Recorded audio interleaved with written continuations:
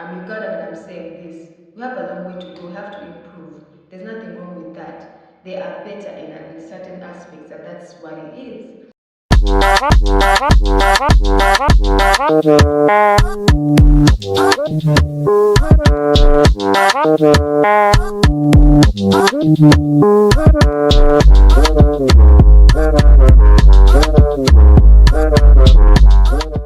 Hello, Mambo, my Kenyans, everyone who's watching. My name is Basemera, and I'm back with a video.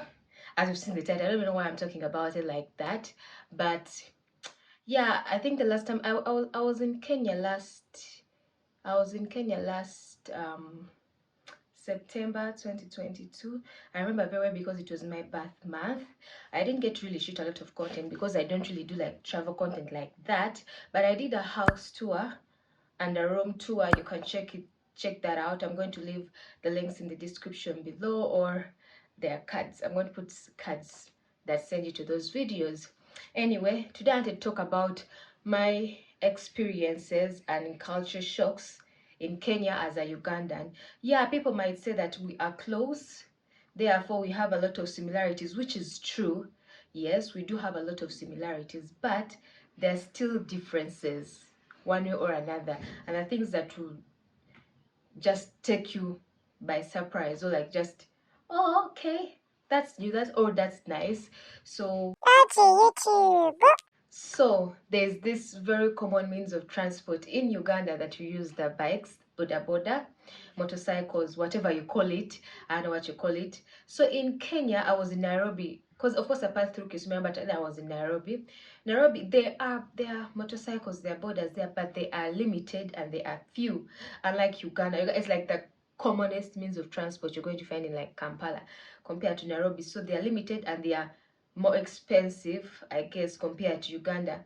So that, like, I don't know why I felt I was inconvenienced, because it's like something that's just get your bike, hop on and move. Of course, I used the bikes. I did use the bikes because I was going to shoot content with Brittany Caldwell. I think you know Brittany. I'll leave a link in a video I did with her. I had to go see her, and I didn't know like now which matatu to take or which taxi to take or whatever. It was so confusing. So I just got out and found the nearest motorcycle I could get, and then went to her. But they are just so rare. So that thing took me by surprise, because in Uganda they are everywhere. It's like so common. So that's one thing that I feel like, oh, okay, it's not that common. So another thing I saw about Nairobi is the fact that I know I'm Ugandan, but you have to give props where props are due. Nairobi streets are clean, way cleaner than Kampala. I stand it, but now we are comparing capital cities at this point. It's way cleaner than Kampala, and it's rare to even find like potholes and stuff like that. Yet Kampala, I go downtown, if it rains, that shit is gonna be flooded. So I appreciated that about Nairobi. It's really clean. The streets are clean, so I like that a lot, which is different from our capital city in Kampala. That's a YouTube. So now there are same things, but then you call them different names. So in Kenya, there's something called matatu. But in Uganda, we just call them taxis. Even the Ubers, there's taxis, whatever, it's a taxi. So when I went to Nairobi in Kenya, I was thinking of, I need to get myself a taxi.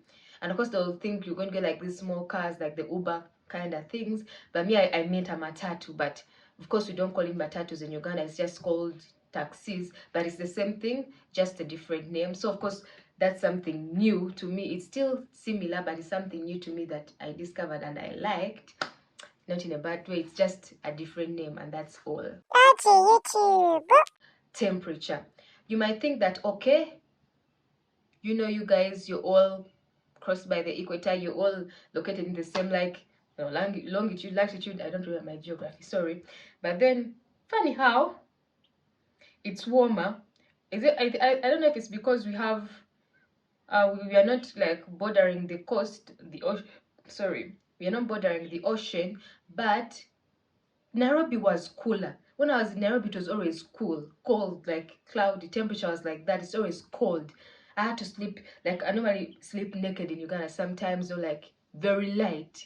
But in Nairobi, I had to put on my PJs, not even a nightie, not even a night dress, but PJs. Sometimes I was sleeping in a jumper.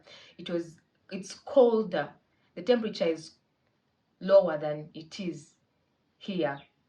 I don't know if it was because of the time I went, or it was because of, maybe it was because of the time I went, but the time I went, it was colder than it is here in Uganda, and that was around September 2022. So if I'm wrong, and maybe the weather changes depending on the time of the year, then tell me in the comment section below and let me know, because we go there at different times. That's YouTube.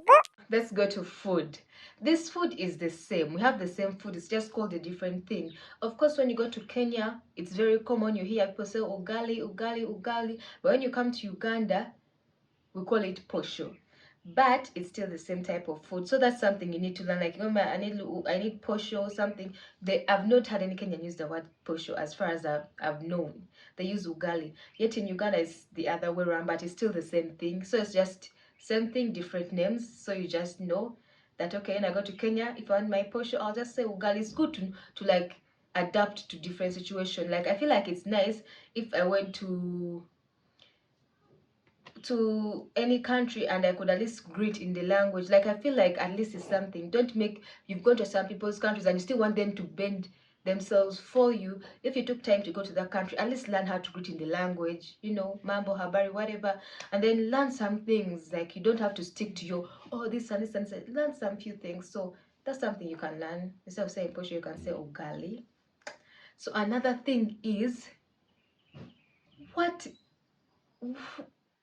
sorry, but who mixes maize and beans to make a stew? Like, it's so common in Kenya. It's like a daily bread thing, and in Uganda it's rare to see that. I think I've only witnessed it because I have family in Kenya. I've only witnessed it among the Kenyan communities. People do that, and it's called githeri, githeri, githeri, githeri, githeri. I feel like it's just, I ate it, yes, but it's not peppered. I don't like it like that much, but it's still, you know, it was still edible. But it's a food that is seen when people don't have food. Like in Uganda, when people are seriously in need of let me say, should I call it famine in a way, something like that. That's when people can mix such to make sure they get enough quantity. But it's not something you will just see when people are abundantly provided with food. So there's that. Another thing I noticed concerning food is, I don't know if it's because I'm just young and I've grown up in Uganda for long, it's like I always have something to go with my food to mix it all up. Like, it's not like how you eat and drink, so that you balance so you don't get choked. Our foods always have like a soup, a sauce, a stew, gravy, something. But then I went to this restaurant in Kisumu. We were moving through, so I went to Kisumu, and then of course ugali, then nyama choma. Nyama choma is like meat, like roasted meat or something like that.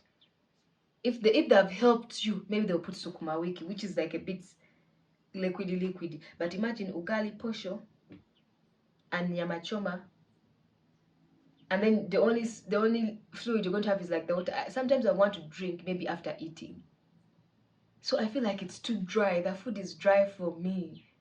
Yes, the nyama choma is nice. I need some gravy, maybe from the nyama. Like, I don't know. I need that. I'm just used to it. I need it. A soup, a stew. I need it. I just could. It was so dry. I prefer just eating maybe like the fries now, because I cannot. What if I get choked, my friend? I have a small throat. That's YouTube. This is something to do with content creators. Like, I was a content creator. I didn't get to shoot travel content or shoot out in the streets when I was in Nairobi, Kenya, because I was scared and I didn't have anyone. And in Uganda, they are strict. People have been even arrested just for shooting content. It's not yet that open-minded. Oh, content creators don't have that freedom, kind of. But then I noticed a lot of content creators in Kenya are given the freedom to shoot on the streets, to shoot wherever they want, and even the people support them. Unlike Uganda, I think people have not yet come around or adjusted to it. So there is that.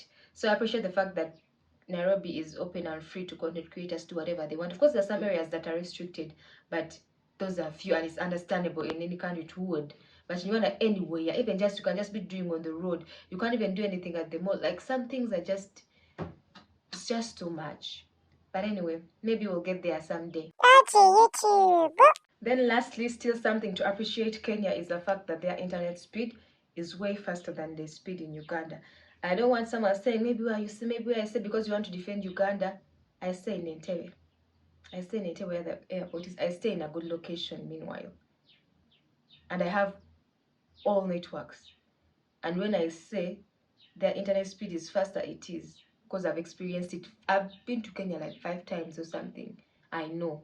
And it's not like I've just been to Nairobi. I've been to Kisumu. I've been to what is that place after Kisumu? There's that one before you reach to Nairobi. And then I've also gone as far as Kajiado district, Kajiado County, almost near the border of Uganda. Actually, I've also been to the border of Uganda, Kenya and Tanzania. So even that Mombasa, I've been. So when I say the internet speed is faster than the one for Uganda, it is. I'm Ugandan and I'm saying this. We have a long way to go. We have to improve. There's nothing wrong with that. They are better in certain aspects, and that's what it is. But anyway, thank you very much for watching. I'm your girl Rose Basemera. Don't forget to like, comment, share, and subscribe. Bye.